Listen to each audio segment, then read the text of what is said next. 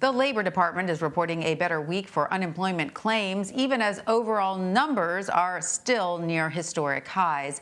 About 847,000 Americans filed jobless claims last week. That is down from the previous week's 914,000 claims.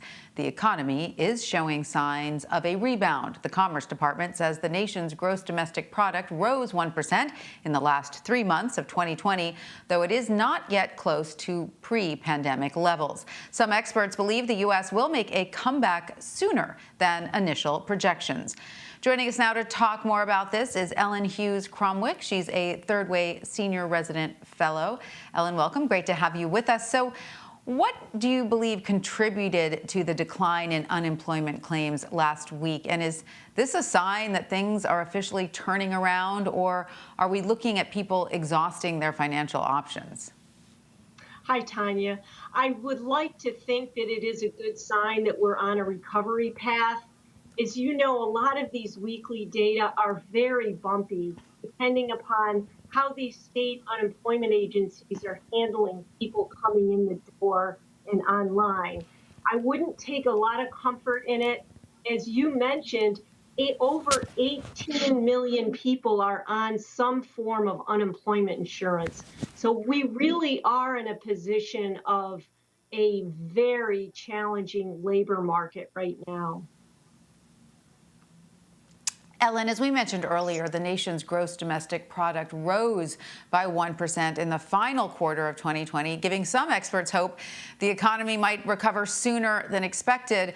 With that said, what kind of timeline are we now looking at, and what exactly does this mean for the average American?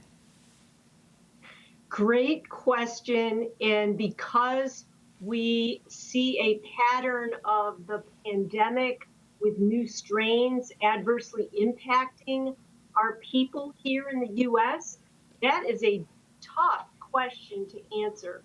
I would like to tell you that we've got a smooth recovery underway. One of the factors that's helping us, of course, is some of the aid that we're getting from the federal government. And as you saw last week, the president has now announced a rescue plan that would really put a floor under the economy and get recovery, get jobs moving again. But job first is really kind of tackling this terrible pandemic situation. So even with an economic recovery, hopefully on the horizon, Ellen, not all industries will recover. Can you talk to us about which job sectors are not expected to rebound and what the government should do to make sure those workers get the help they need? Yes. In fact, what we've seen are really the biggest job losses have been around restaurants and hotels. Other types of entertainment, leisure services. They're down almost 4 million jobs since December of 2019. And overall job declines are about 10 million.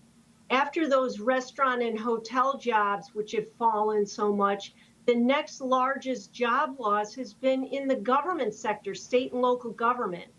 Now, the best way to put the floor under the economy and the pandemic, and really some of these announcements we've just gotten from the president, really fit the bill. Number one, pandemic, attack it. And I think that will help the economy and the job market. Number two, of course, is income support, giving people some money because through no fault of their own, they've lost their job at a restaurant, for example. And we need to see ongoing support for state and local government. They have been on the front lines of this pandemic. They need help making sure they can get schools back. And getting kids back in school is absolutely critical. I know that as a mom. Yes, I would agree with you on that point as well, for sure. And I think parents across the country would as well. Well, Ellen Hughes-Cromwick, thank you so much for joining us. We appreciate it. Thank you, Tanya.